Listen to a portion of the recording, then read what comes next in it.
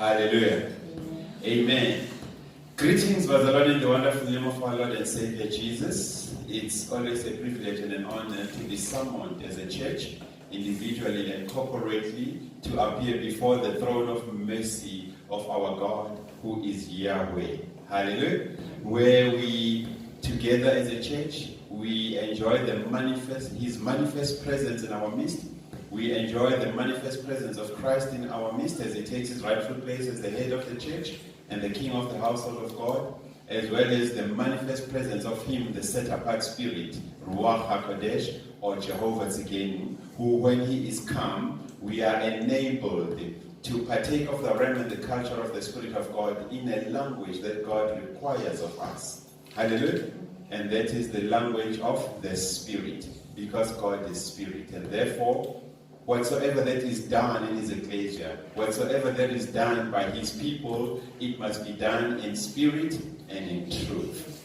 Amen. We give glory also, Bazalwane, to God for the theme of 2019, wherein God's Sanctuary Family Church in the bigger body of Christ, we have been summoned or called with a holy calling. Hallelujah. Today we shall unpack the lie, the myth, the error in the prosperity gospel theology and the prosperity gospel doctrines and other associated religions that are founded and established upon the prosperity gospel theology and doctrine. Amen. Now, as God's Sanctuary Family Church, we believe that the God of the prosperity gospel is wrong. We believe that the God of the prosperity gospel is false. Amen. And the reason why we believe in this, one of the many reasons why we believe in this, is that they have a distorted Christology. Amen. Meaning, they take a worldview of who Christ is. Amen. Yet Scripture, when it comes to matters of the Spirit, we are commanded as men and women of God, we are commanded as a Bazalwane, that we ought to compare spiritual things with spiritual. Hallelujah. Because according to the book of Luke 4, verse 18, it is required of us that when it comes to matters of the Spirit, we function and operate by the Spirit of the Lord. Because it is Him who enabled us, the Spirit of the Lord, to preach this gospel. It is Him who consecrated and set us apart to preach this gospel of salvation. Amen. It is Him also who enables and empowers us to heal the brokenhearted. It's Him who enables and empowers us to announce freedom, to announce liberty to those who are oppressed. Hallelujah. Amen. It's Him also who enables and capacitates us to open the eyes of the spirit of those whom the impostor, the prince of this world, Satan, has blinded. Amen.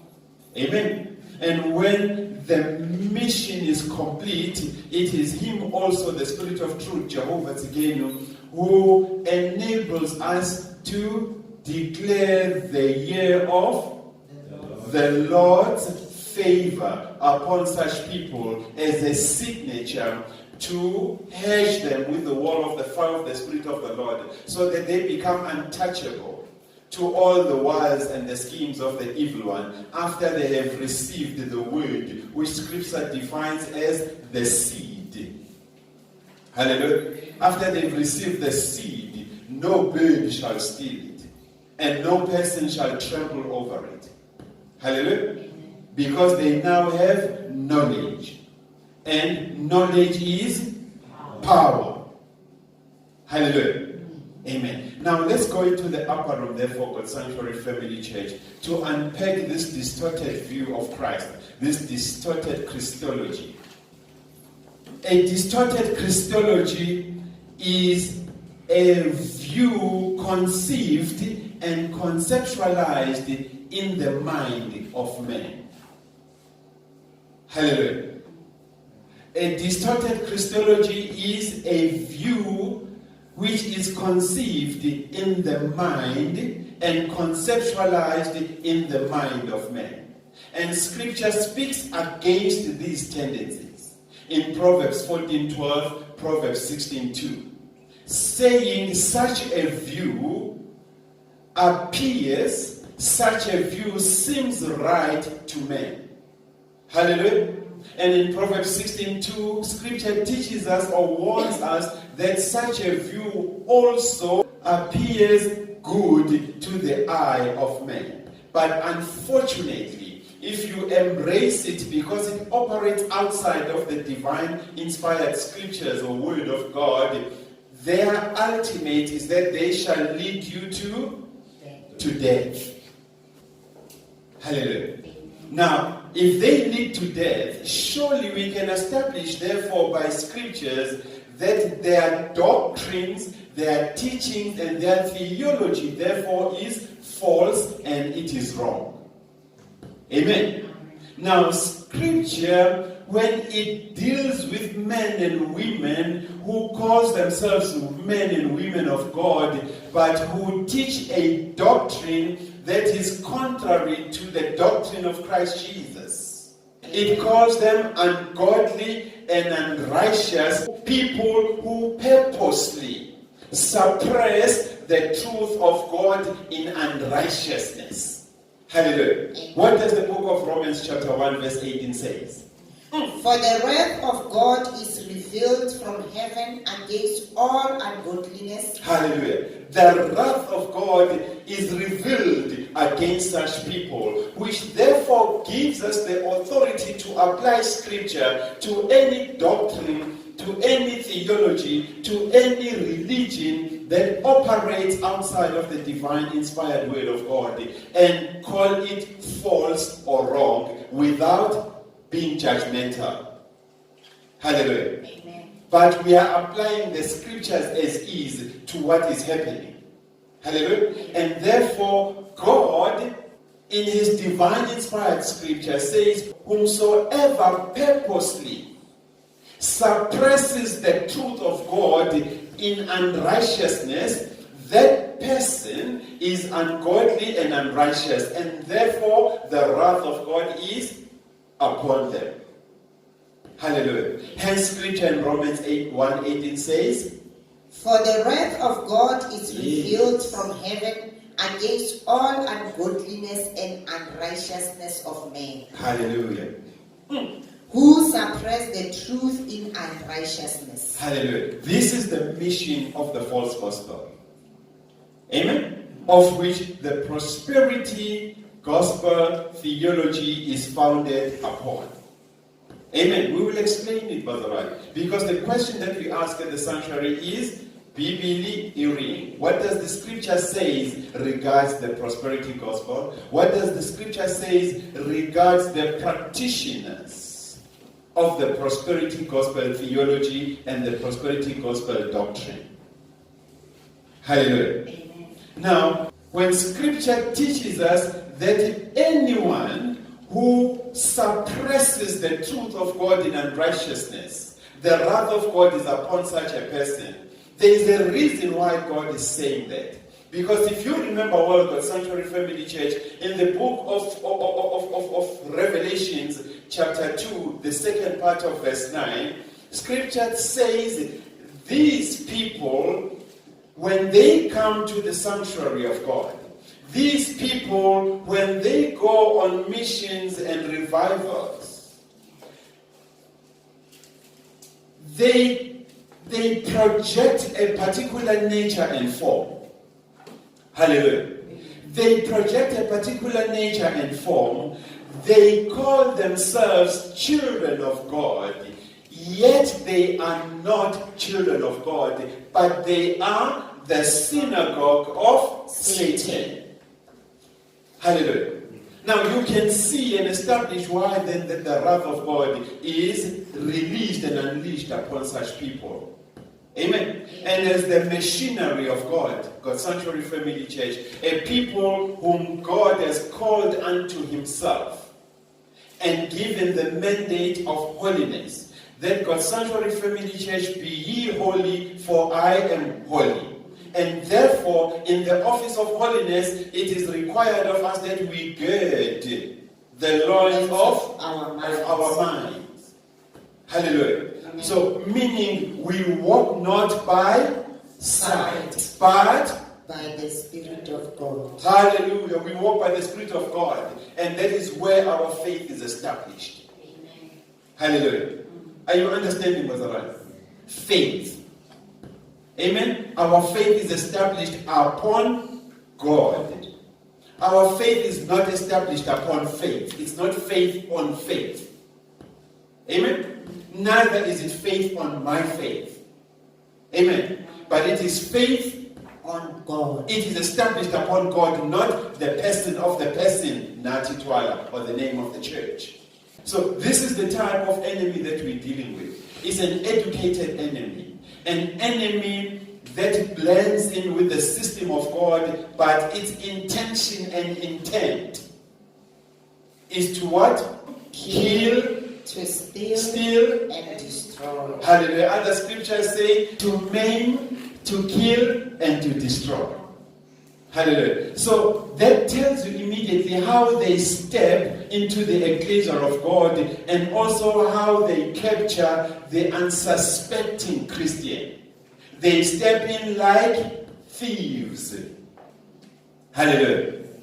They don't use the gate or the main entrance, but they climb the other way around to gain entry into the system of God. They crept in unnoticed. They creep in unnoticed. And some of them, we were ordained together with them, but they are ungodly men. Hallelujah. And God is not idle concerning their judgment. Now, the question that we need to ask is, how then do the practitioners of the prosperity gospel, how then do the practitioners of the prosperity theology and doctrine infiltrate the system of God? How do they infiltrate the system of God to introduce this distorted Christology, to introduce this worldly view of who Christ Jesus is? Well, as we sat in the upper room with him, the Spirit of Truth, inquiring, how does this distorted Christology gain so much traction in the church today? Amen?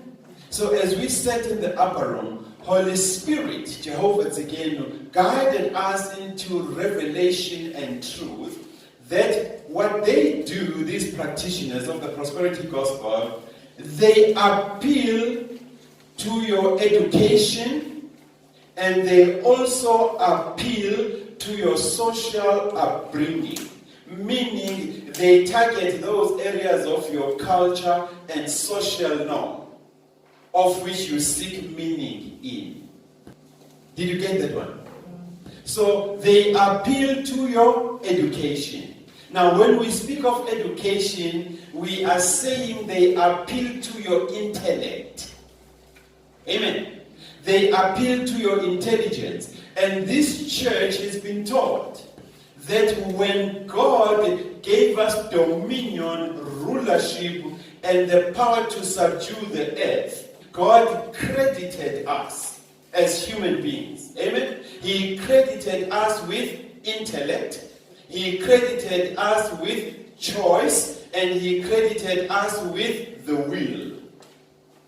Amen. Amen. And that is why the soul being that you see standing here on the pulpit is a product of the intellect, a product of the will, and a product of choices. So if I need to introduce a false doctrine, if I need to introduce a deceptive type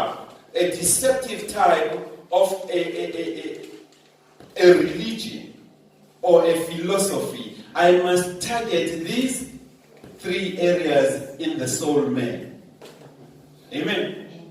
So I must attack your your intellect, your intelligence, where decisions are made. Hallelujah. Then I must also attack the area where choices between A and B or C are made. Hallelujah. And I must attack that part of me that says it's okay, I can do it. Hallelujah. Which is the will. Because right there in the will, I can say I will do it or I won't do it. I'm willing to embrace it or I'm not willing to embrace it. Hallelujah. Are you following the teaching so far? Amen. So what the prosperity gospel does with its doctrine and theology is to appeal to the intellect, the intelligence of man, as well as his or her social upbringing, which speaks of your culture and social norms, identifying those areas in your culture and social norms where you are seeking meaning and understanding. How do they do it? How do they do it? Well, what the prosperity gospel practitioner would do is to drop a Barnum statement. Hallelujah. And while he drops a Barnum statement, he links it to a question that is highly philosophical, amen, highly intelligent and intertwined with scriptures, but not the spiritual aspect of the scripture, but the literal understanding of the scripture, so that they create confusion. Amen.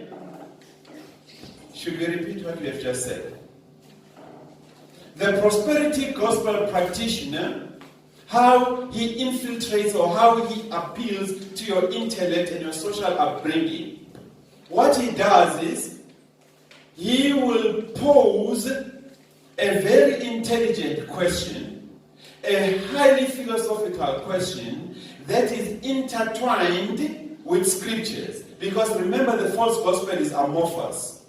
It floats in and out of various religious denominations without people picking it up. Hallelujah. So it's intertwined with scriptures, and while you are trying to unpack this philosophical, highly intelligent question, they drop a Barnum statement. Hallelujah.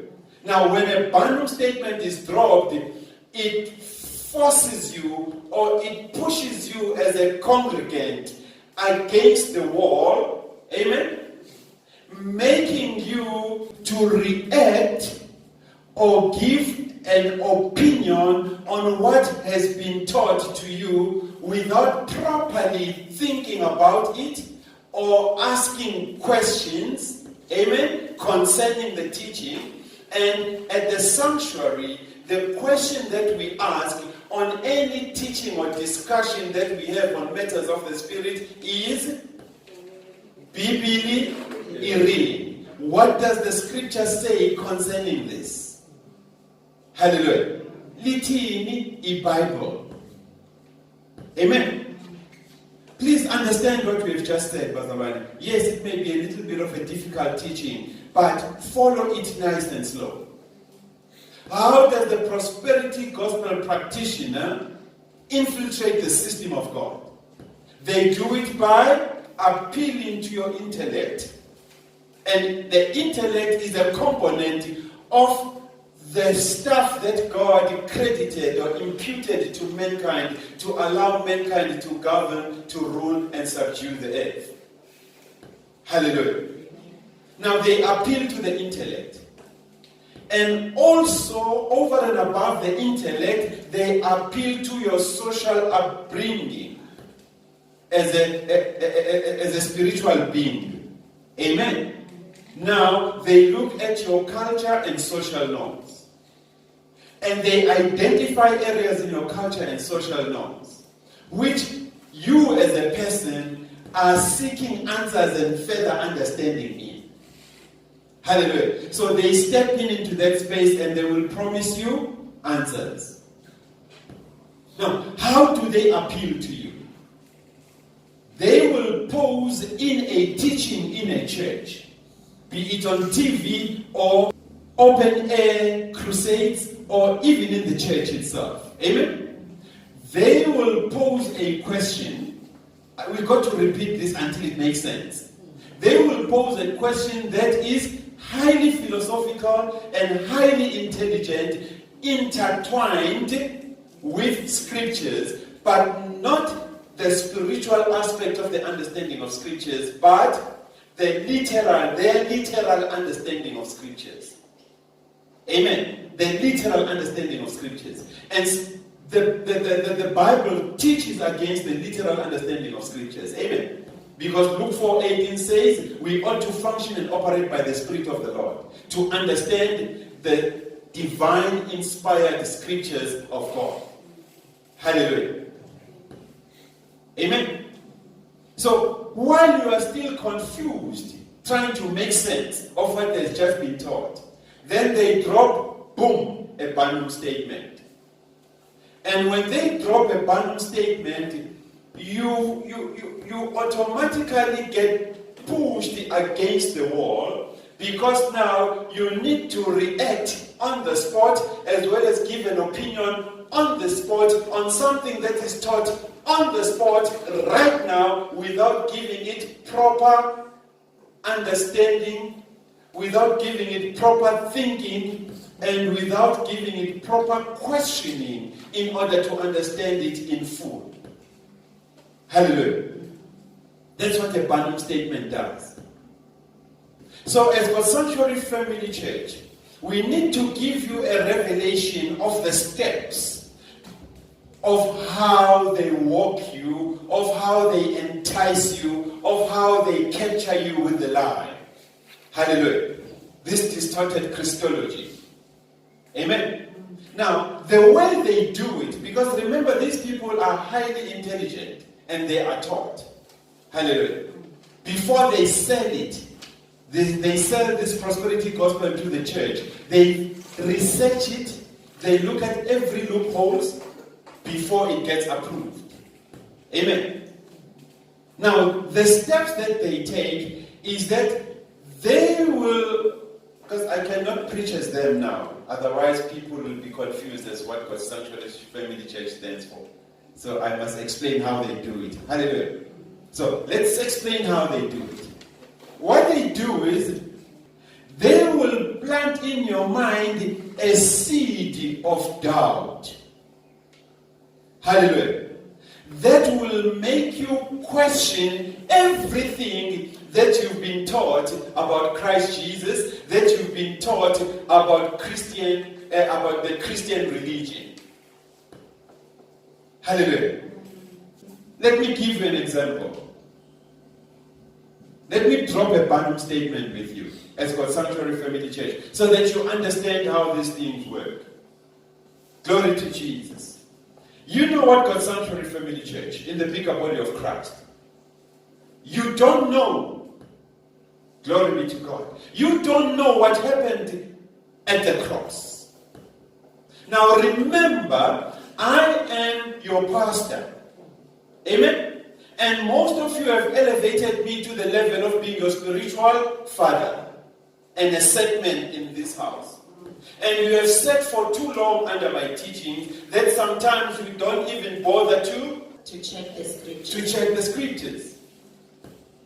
Which is one of the ways that the prosperity gospel practitioner and their theology does to a church. It takes away nobility from the members, so that all of you become dependent on the pastor and the founder of the church. Amen. Now allow me as the founder of the church to teach you and take this nobility away from you. You don't know what happened on the cross. Hallelujah. Do you know what happened on the cross? There will be quietness in the church. And the fact that you are being confronted now on it, it makes you think, but you need to be given time. Hallelujah. But we don't have time. We only got an hour to preach and to teach. Hallelujah. You don't know what happened on the cross. And I can augment what I'm teaching with a tongue just to scare you a little bit. Hallelujah. Because now I've got to demonstrate to you that I'm now operating in the realm of revelation. Hallelujah.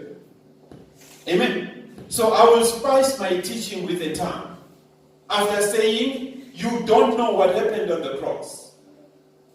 Hallelujah. And when I say that, now you become vulnerable and weak to receive the answer of what happened at the cross from me.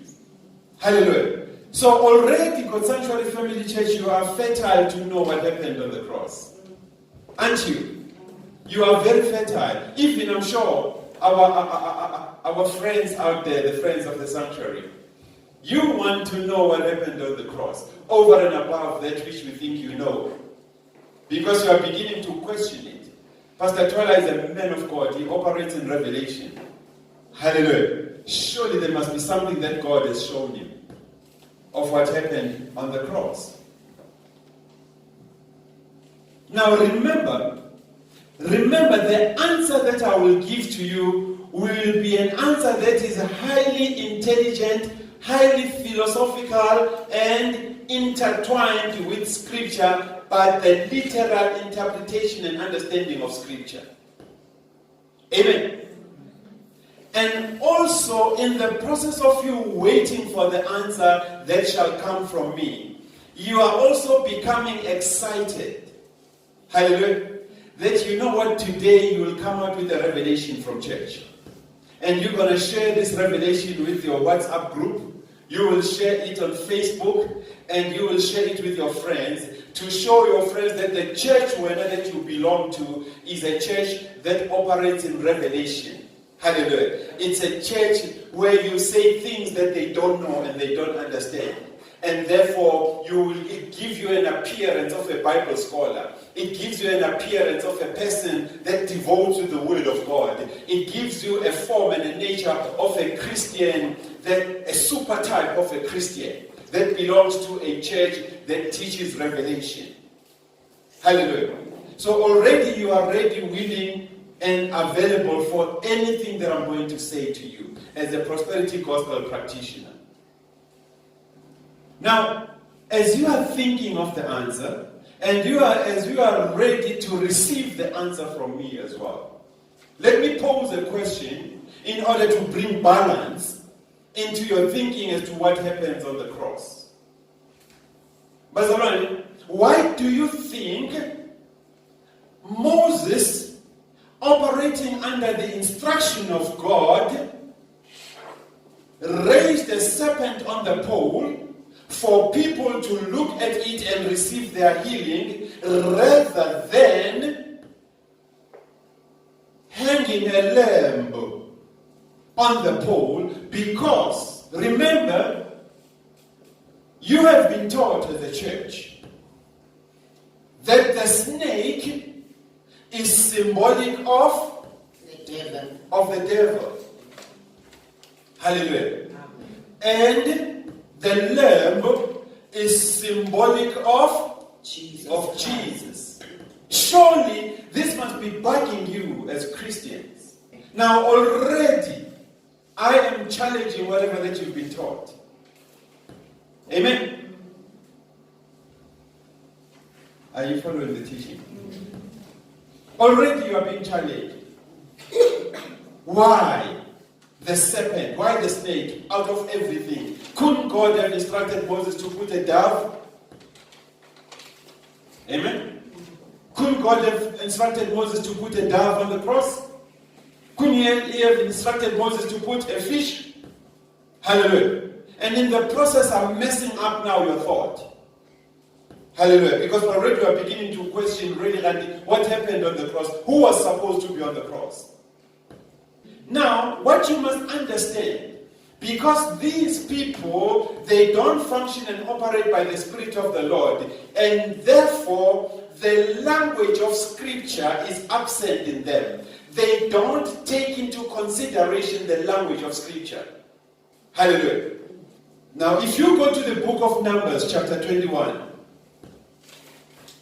because when it comes to matters of the spirit, we need to compare spiritual things with spiritual. So you cannot quote a scripture out of context and create confusion around it and not allow us to go to that scripture and understand it on our own. Amen. You can't quote a scripture to the sanctuary and expect to go free with your literal understanding of scripture. We will bring you to the realm of the spirit to give you deeper understanding, because deep calleth unto deep. Hallelujah. Now, let's go to the book of Numbers. Numbers 21. Hallelujah. And let's just start it from verse 4, where it speaks of the bronze serpent.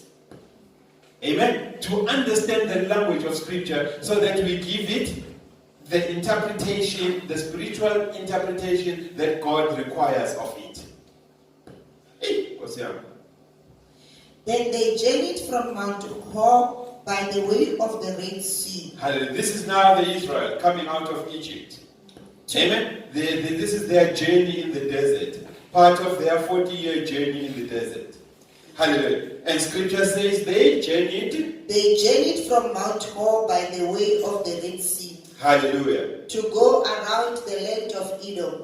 And the soul of the people became very discouraged on the way. The what? The soul of the people. The soul of the people became very discouraged along the way. And soul man is a component of the intellect, the will, and the choice. So the will, the choice, and the intellect of man, as they journeyed through the desert, became very discouraged. It became very discouraged. It shows you these were thinking people. Hallelujah. These were thinking people. They were conscious of their surrounding. Amen. They were not sleeping beauties. They were conscious of what was happening around them. They could see this is a stone, this is a shrub, this is water. You understand what I'm saying? And the people spoke against God and against Moses. The people to whom God have imputed and credited intellect, choice, and will, they used the same components now to do what? To speak against God and against Moses. Hallelujah. Talk to us. Why have you brought us up out of Egypt to die in the wilderness? Is this a stupid question? Highly thought. Amen. Why did you bring us out of Egypt to die in the wilderness? For there is no food and no water. How? And our soul loatheth this worthless bread. So the Lord sent fiery serpents among the people. Wait a minute. When did the Lord send fiery serpents? But the prosperity gospel preacher, when he posed a question in your mind, asked the question, why did Moses, acting under the instruction of God, hang a serpent on the pole rather than the lamb? Surely this question must be bugging you. Amen? And the language of scripture says there was an incident that happened. Hallelujah. And God, who is I am, who is what he wants to be, when he wants to be, how he wants to be, and what he wants to be at any minute and any hour, scripture says the same I am did what? He sent fiery serpents among the people. Hallelujah. To respond to what? To what the people had conceived in their minds, challenging God and his servant Moses. Hallelujah. Talk to me. So the Lord sent fiery serpents among the people, and they beat the people, Hallelujah. and many of the people of Israel died. Yes. Therefore, the people came to Moses Wait a and minute. said, Wait a minute. When these conscious people to whom is been bequeathed or who have been credited with intellect, will, and choice. When they realize that they have used these components from God wrongly, questioning the one who gave these things to them, even the leader whom God had appointed to free them out of bondage and slavery, when they realized the consequences, when they realized the results of their application of the intellect, the will, and the choice against the giver, what did they do? They came to Moses and said, "We have sinned. "Oh, wait a minute. What have you just said, ma'am?" We have sinned."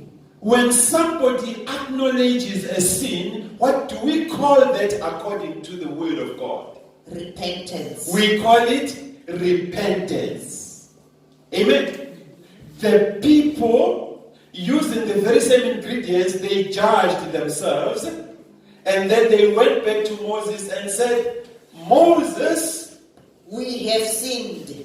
we have sinned." For- Moses did not point a finger at them. Malatahomo would say, "Abashupanga kamu." Hallelujah. They came on their own. They came to a realization. And according to the scripture, when you acknowledge guilt and you admit that you are a sinner, it means You are repenting. you are repenting. Do you see the effect of the fiery serpent? The fiery serpent can bite you, and when I am decides, let's go back to scriptures. Talk to us. They came back to Moses and said, We have sinned, "Yes." for we have spoken against the Lord and against you. "Oh, Moses, please do something." Pray to the Lord Oh, pray to this God. that he take away the serpents from us. And So Moses, Moses prayed for the people. prayed for the people. Then the Lord said to Moses, Then the Lord who sent a fiery serpent to bite people, to bring them to acknowledgement of guilt and wrongdoing, spoke to Moses and said to Moses, Make a fiery serpent. the God who sent the fiery serpent speaks to Moses and said, make A fiery serpent. Make a fiery serpent now. Hallelujah. This is, keep it at the back of your mind. I am is now speaking. Amen. I am is speaking. And who is I am? He is the creator of the heavens and the earth and all that is in it. Amen. That was right. This is I am speaking. Make a fiery serpent. Make a fiery serpent. And set it on a pole. Oh my God. And it shall be that everyone who is beaten. And it shall be that everyone that is beaten, when he looks at it, when he looks at the fiery serpent on the pole, shall live. Shall live. Are you with me, Bazaran? Oh my God, this is good. So Moses made a bronze serpent. Wow. And put it on a pole. Yes. So it was. Yes. If a serpent has beaten anyone, when he looked at the bronze serpent, he lived. Amen. Now, do you understand, Bazaran? I am is speaking in here. Amen. The fiery serpent was a response by I am to a sin that I am's people had committed. Hallelujah. Remember, on earth there were serpents. On earth there were snakes. Hallelujah.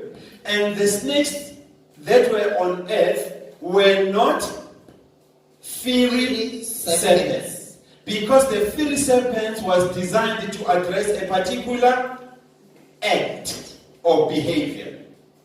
Amen. Because you have spoken against God. and against Moses. And speaking against God requires a totally different type of a judgment. And the judgment brought in here is by the fiery serpent. Hallelujah. And when they realized that they were dying from The serpent. the fiery serpent, which was a judgment from God, they repented. And God, who brought fiery serpents, is now showing them that I am who I am. I can take the very serpent and now, Inkosi yami, I can take the very fiery serpent unalive, but in the form of an image, hallelujah, and demonstrate to you that my word, once it leaves my mouth, and my thoughts, once they leave my mind, they must accomplish that which I, who I am, have purposed. Yes. Hallelujah. Amen. Because it is required that any thought from my mind and any words from my mouth as Jehovah God that leaves me, they cannot come back to him to me void. Hallelujah. Otherwise, I am then as good as man. Hallelujah. Who must apologize for the error that I have committed. Are you with me, Bazaran? Now he gives an instruction. Collect from your people metal, bronze. Hallelujah. And make a fiery serpent. make a fiery bronze serpent. Which this time around, when they get beaten by the ones that are alive, I have set up one which I have manifested my power, exerted my power in, to have an alternative effect, an antidotal effect. Are you with me? Because I am speaking. And when I am spoken, so it shall be. Hey. So it shall be that when they were beaten by the snakes, the fiery serpents, they would look upon the one whom God has exerted his power on but is not alive. Amen.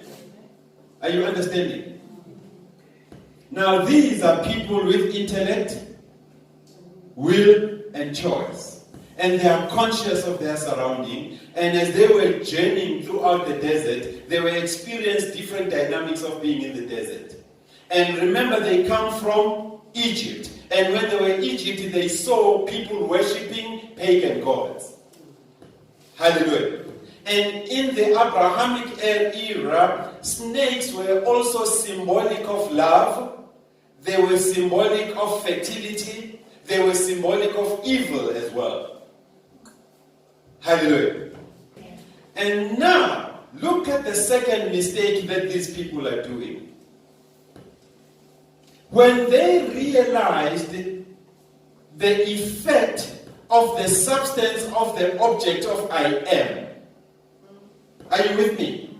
When they realized the effect of the substance of the object of I am who I am, they said, yo, we ought now to worship. Talk to me, Bazarai.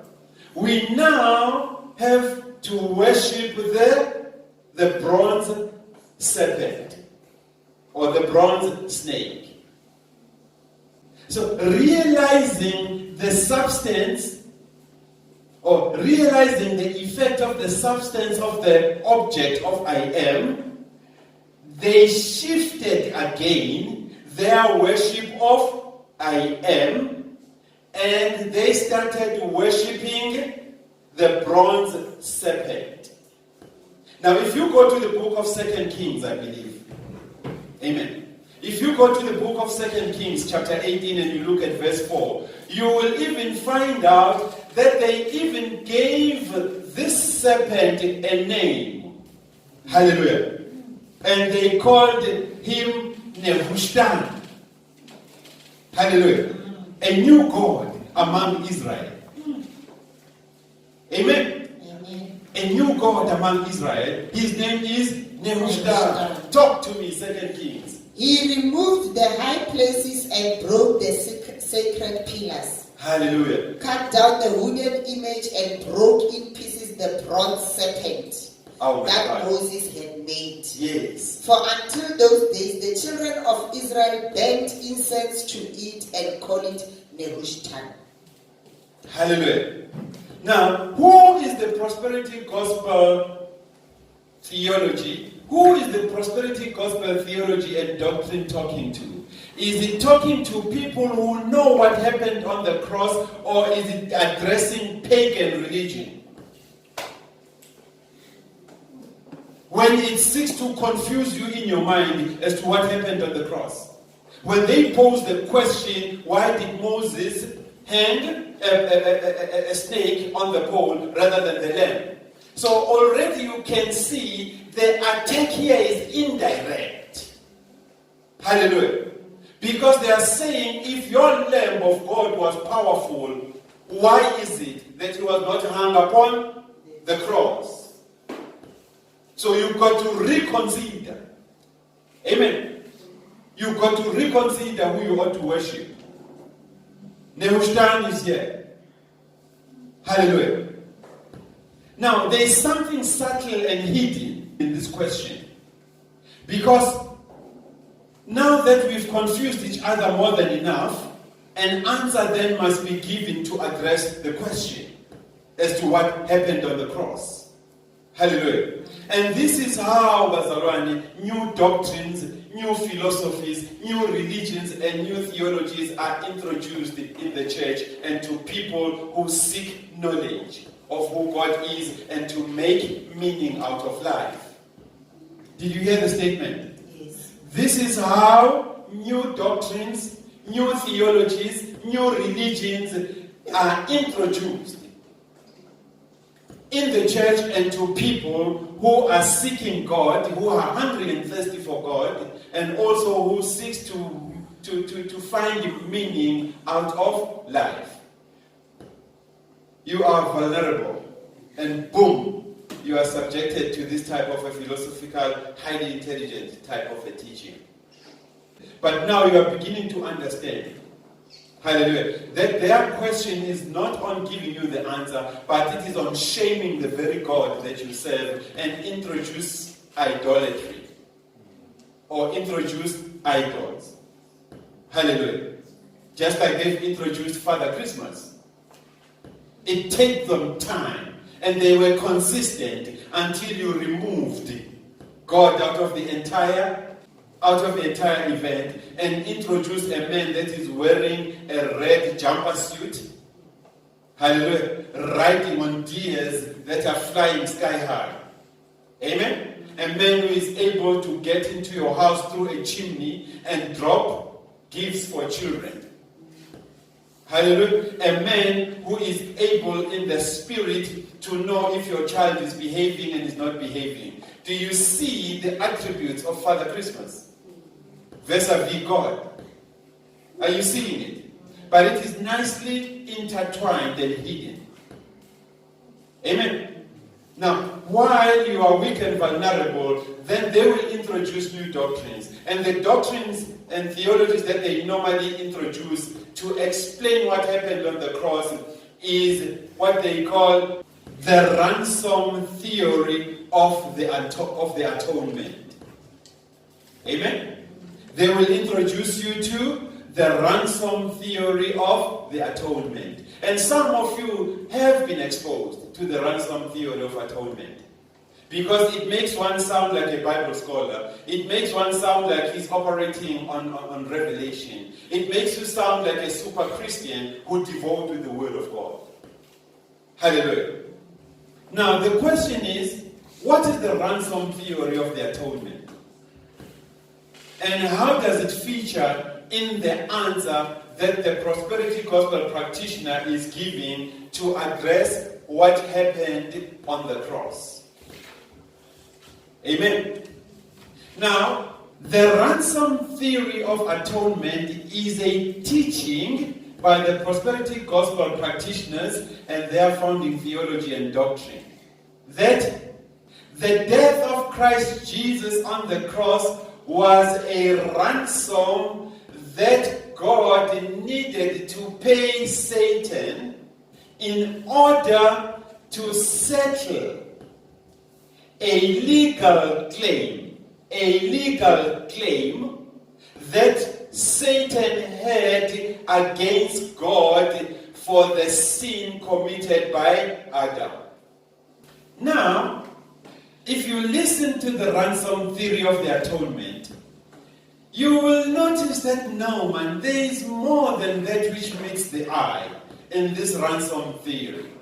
Because locked deep into the ransom theory is the teaching that the death of Christ Jesus on the cross did not save us, meaning it did not bring you and I salvation. Hallelujah. But we owe our salvation to Satan, because he would have chosen not to release us from the first sin of Adam.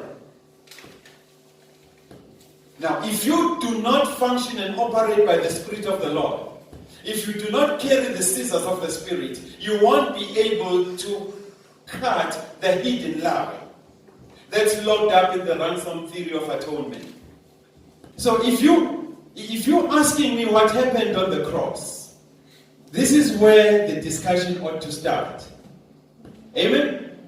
On the cross, we saw a sinner hanging in the midst of the power of Christ Jesus, whom the scriptures speak of, being touched by the mere presence of being in the power.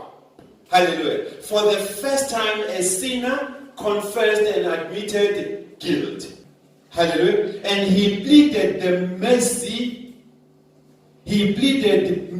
with Christ Jesus while on the cross, saying, Lord Jesus, remember me when you enter the kingdom. Hallelujah. And Jesus responded on the cross.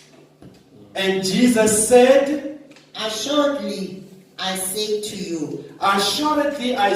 you, today you will be with me in paradise. Today you will be with me in paradise. Because that is step number one, where I need to go as Jesus.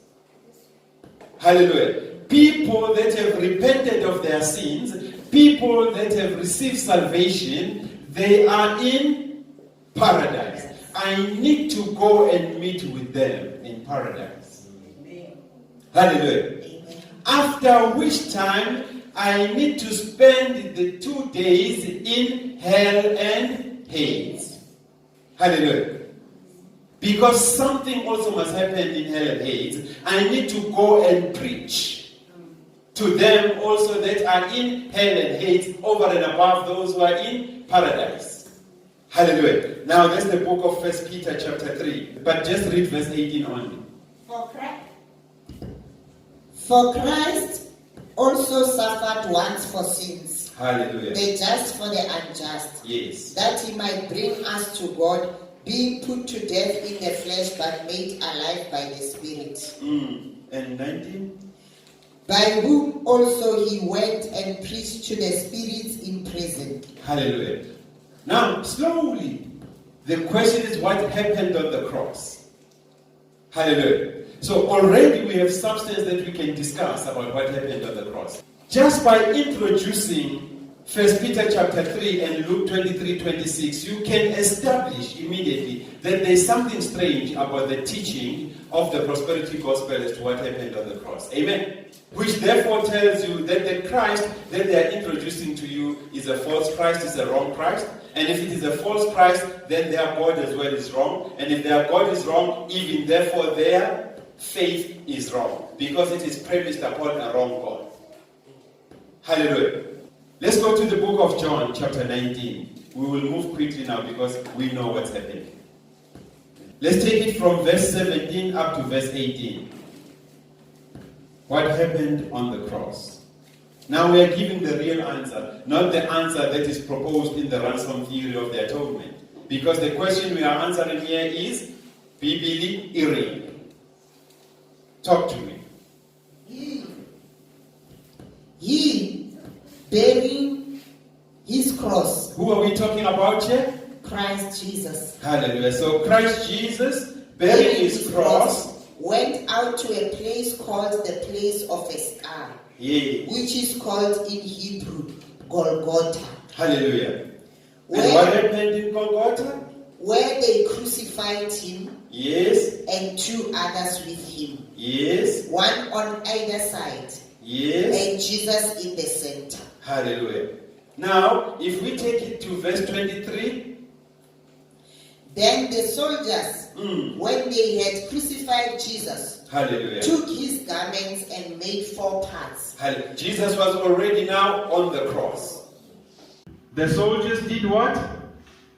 When they had crucified Jesus, they yes. took his garments and made 4 parts. Yeah. To each soldier a part. And also the tunic. Yes. Now the tunic was without seam, woven from the top to one piece. And what did they say? They said therefore among themselves, let us not tear it, yeah, but cast lots for it, whose it shall be, that the scripture might be fulfilled, which says, they divided my garments among them, and for my clothing they cast lots. Hallelujah. So on the cross, there also had to be the fulfillment of Scripture. Yes.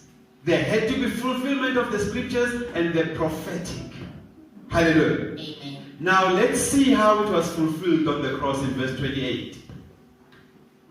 After this, yes, Jesus, yeah, knowing that all things were now accomplished. After this, Jesus, knowing that all things have now been accomplished. Not part. Hallelujah. Still in the cross. On the cross. Amen. And on the cross, we had to earn our salvation through his death. That death was symbolic of our salvation. Amen. And salvation had to be accomplished where? On the cross. And now 28 says, after this, Jesus, yes, knowing that all things were now accomplished, on the cross, that the scripture might be fulfilled. And what did Jesus say? He said, I thirst. How? And what did they do? Now a vessel full of sour wine yes, was sitting there, yes, and they filled a sponge with sour wine, yes, put it on hyssop, and put it to his mouth. So when Jesus has received the sour wine, when Jesus had received the sour wine, he said, it is finished. Where was Jesus? On the cross. What did Jesus say on the cross? It is finished. Okay. And bowing his head, he gave up his spirit. And where is all this thing happening? On the cross. Now let's go to 1 Peter chapter 2.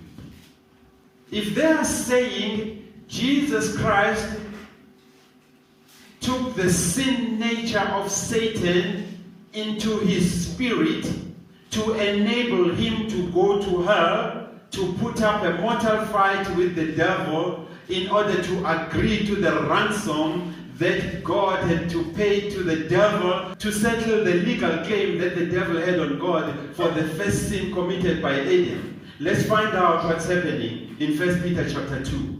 Hallelujah. Let's look at verse 21 to 25.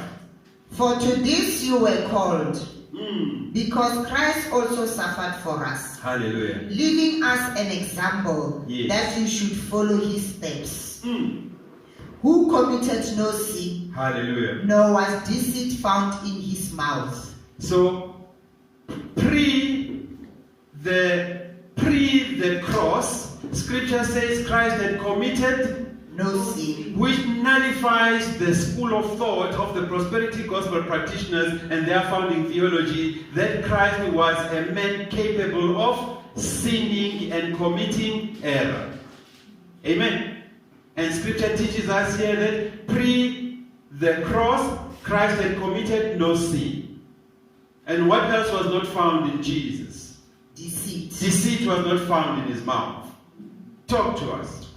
Who, when he was reviled, did not Meaning, revile. when he was abused, when Christ was reviled, when he was abused, when he was criticized, when he was insulted and condemned, He did not revile in return. meaning he did not retaliate.